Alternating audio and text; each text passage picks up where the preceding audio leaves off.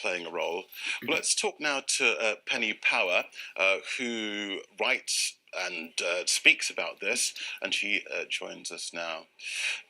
Penny, you've got quite a compelling personal story about this. Why don't you fill us in? So I built a couple of businesses, entrepreneurial businesses, started being an entrepreneur in 1998. And about 18 months ago, I had a pretty shocking experience, which ended up being diagnosed as PTSD.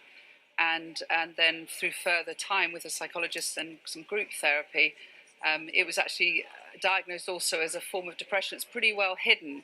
Tends to be something that high-performing, ambitious people have. The depression's hidden because it's called the curse of the strong. And it's rather than staying in bed and not being able to sort of even get up to buy a birthday card, it's the reverse. It's where you really start to abuse yourself and not know when to press the stop button. Do you think we take mental health at work seriously enough?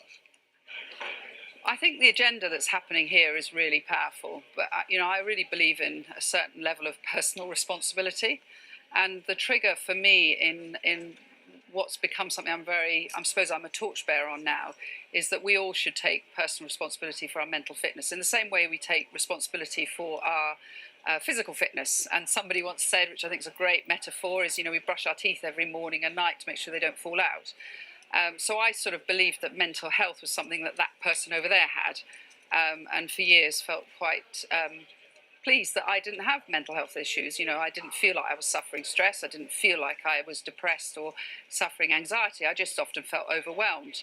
And my big discovery, and what I now talk about, is that we need to be thinking about our mental fitness every day, and that's about understanding our own vulnerabilities, our character, our personality, understanding of our boundaries, and understanding and leading a life and business career that is right for us, and not, I suppose, getting sucked into this vortex of ambition that's great for the economy, but not necessarily always great for you as an individual.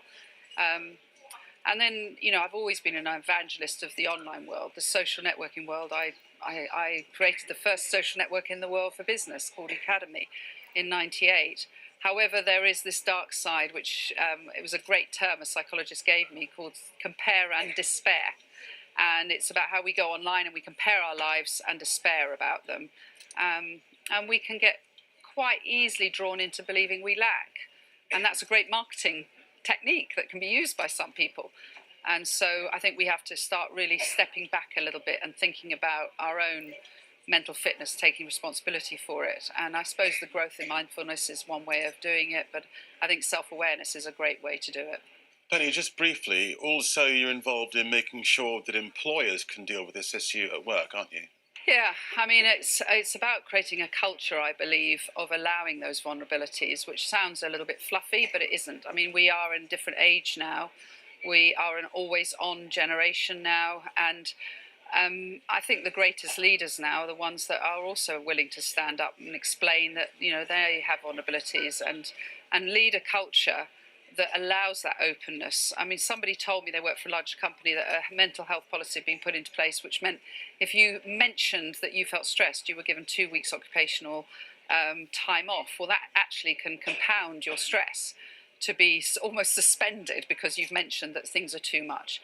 Other cultures that are dangerous is, where people put on the underconfident overachiever, which is a great term for people who have a self-worth issue, and therefore they constantly think they need to do more and more and more. So the culture and workplace is very important.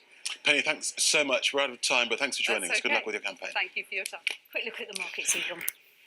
And here they are. Yeah, so a sea of green there, which